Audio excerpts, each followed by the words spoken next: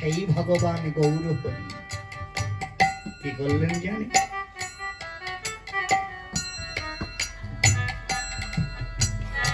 ভগবান আমার হরি নাম করছে, কৃষ্ণ নাম করছে, দুই বাহু তুলে সেখানে নিত্যানন্দ সহ অদ্বৈত আচার্য,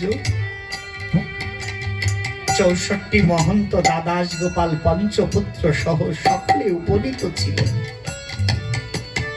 এই হরিনামের মধ্যে ভগবান গৌর হরি দুটো বাহু তুলে হরিনাম করছে, কৃষ্ণ নাম করছে শুধু জীবের জন্য।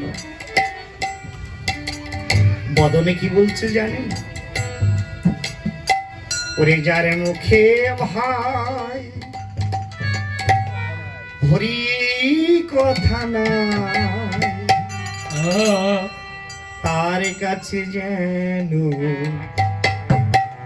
সেও নারী ভাই। ওরে যারে কাছে ভাই হরি কথা নাই, তার কাছে যেও না গো ভাই। যার মুখে ভাই হরি কথা নাই, তার কাছে যেন যেও নারী ভাই।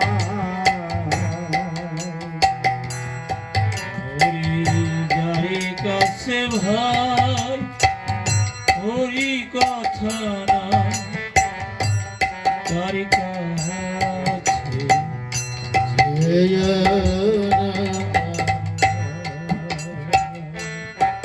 যার মুখে ভাই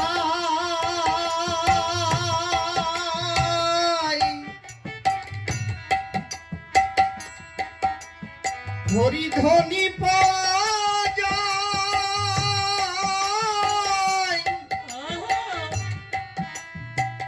তার কাছে যেন যেও রে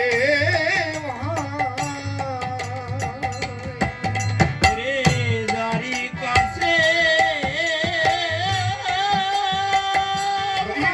হরি বল হরি বল। হরি কথা পাওয়া যায়,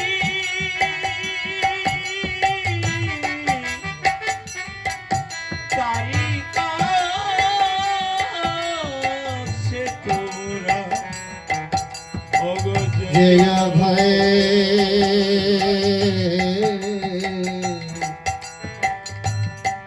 যার মুখে ভাই হরি কথা না, তার কাছে যেন যেও নারী ভাই। যার মুখে ভাই হরি কথা নাই, তার কাছে তুমি যেও না। হরি নামের নীতি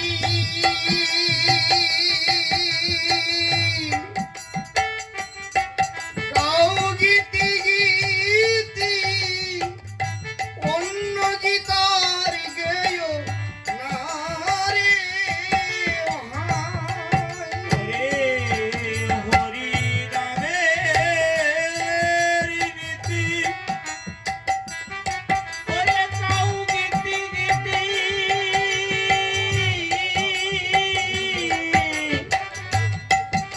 অন্য নাম গয়না প্রেমানন্দে বাহু তুলে প্রেমানন্দে বাহু তোলে, প্রেমানন্দে ওরে বাহু তুলে বলো নিতাই গৌরের নাম। যার মুখে ভাই হরি কথা না, ধারে কাছে যেন যেও না রে ভাই। আর যার মুখে ভাই হরি কথা নাও তার কাছে যেও না গো ভাই। যার মুখে ভাই হরি কথা নাই তার কাছে যেন যেও না রে ভাই। সে আমার বাবা হোক, ঠাকুর দাদা হোক, কাকা হোক আর পিসে মশাই হোক, দেখার প্রয়োজন নাই। আমি মনে করি সে সনাতন ধর্মের ব্যক্তি নয়। কেন? কৃষ্ণনগর নাম শুনেছেন, দোলখোলায় শ্রীমদ ভাগবত পাঠ করতে গিয়ে দেখি আমার বাবা ধুতির কুচিটা মুড়িয়ে পকেটে গুজে গার পরে উত্তরাটা দিয়ে ঠিক ভাগবতের সামনে বসেছে, কিন্তু আমার বাবার গলায় মালা নেই। ছেলে হয়ে তো বাবাকে অপমান করে তাড়ানো যায় না, যায়? কেন? সকল বৈষ্ণবের পাক পদ্মে যাবার আগে 6টা কৃপার প্রয়োজন হয়। আর 6টা কৃপা যদি না হয়, তো যতই আমি মোটা মোটা মালা গলায় দিই না কেন, যতই আমি বৃন্দাবনের শ্রীমতী রাধারানীর ভজন করি না কেন, কোনোদিন গোবিন্দের চরণ পাবো না, পাবো না, পাবো না। কেন জানেন?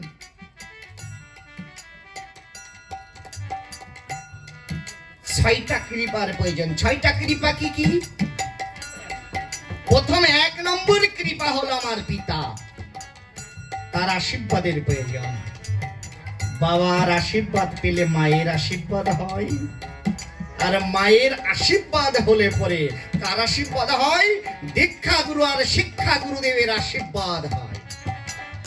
আরে দীক্ষা গুরু আর শিক্ষা গুরুদের কৃপা মানে আশীর্বাদ হলে পরে সাধুগুরু বৈষ্ণব নয়, বোঝধামের বৃন্দাবনবাসী বোঝবাসীর চরণের কৃপা হয়। আর বোঝবাসীর কৃপা হলে পরে কৃষ্ণ কৃপা হয়, আর কৃষ্ণ কৃপা হলে বৃন্দাবনের শ্রীমতী রাধারানীর কৃপা হয়।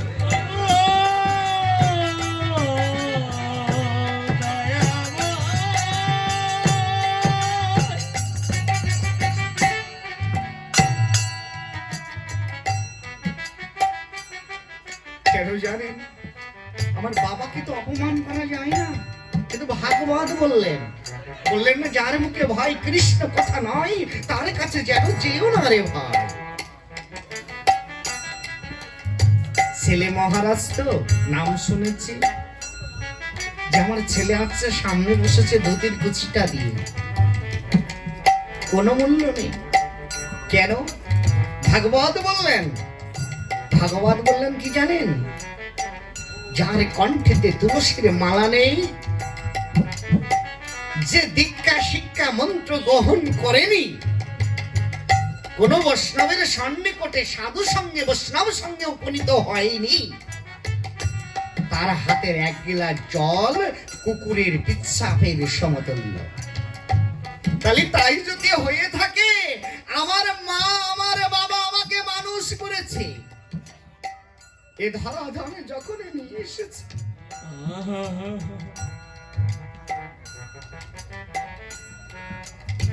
এ ধরাধামে যখন আমাকে নিয়ে এসেছে, আমার বাবা মৃত্যু শয্যায় সজ্জিত, আমরা কি করি? একটু তুলসীর পত্র নিয়ে ঠিক গঙ্গা জলটা নিয়ে বলি, বাবা আমি তোমার জ্যেষ্ঠ পুত্র,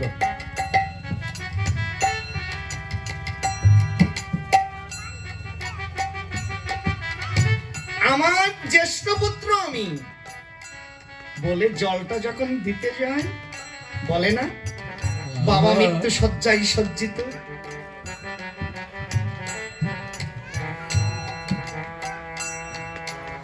বাবা মৃত্যু শয্যায় সজ্জিত যখন,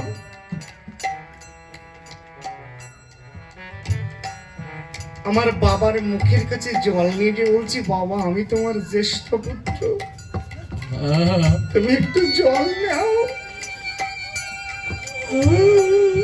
আমি তো তোমার কিছু দিতে পারিনি, তুমি একটু জল দাও ঠাকুর।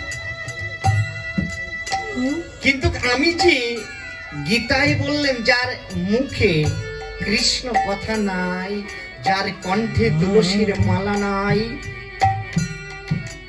যার তুলসীর মালা নাই, তার হাতের এক গিলাস জল কুকুরের বিশ্রামের সমতুল্য।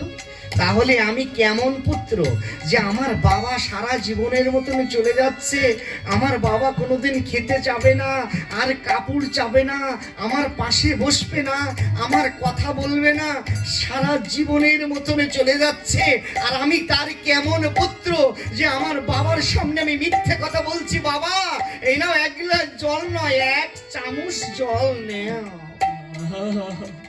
কেন?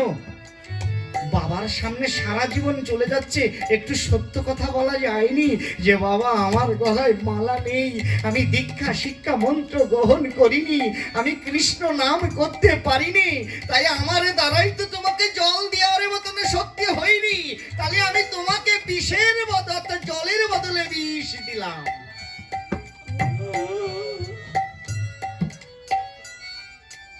জলের বদলে বিষ দান করলাম। ভগবান ওটাই বললেন যে যার মুখে ভাই হরি কথা নাই, তার কাছে যেন যেও না। সে আমার বাবা হোক, সে আমার ঠাকুর দাদা হোক, কৃষ্ণ বলিতে যার নয়নে বাড়ি ঝরে, পরম বৈষ্ণব তাহারে বলে। এটা শাস্ত্র সিদ্ধান্ত। বৈষ্ণব কিন্তু ওই তিলক করলে আর মোটা মালা গলায় দিলে হয় না।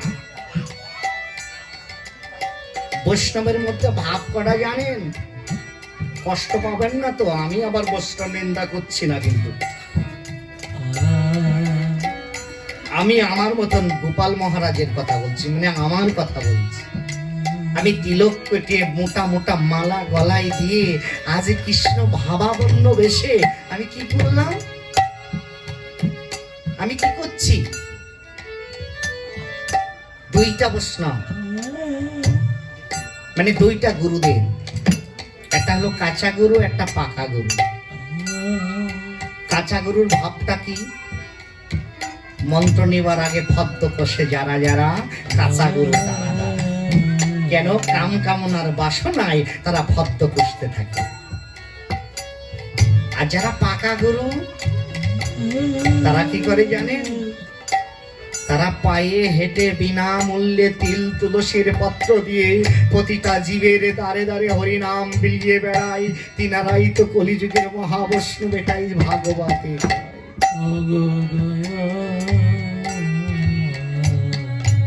আমি সেই রূপ, আমি লোভী, আমি কামী, আমার দ্বারা ভগবানের নাম হয় না। আপনারাই বৈষ্ণব, আপনারাই ভক্ত। কেন? কৃষ্ণ কথা শ্রবণং, অর্থাৎ আপনারা শ্রবণ করেছেন।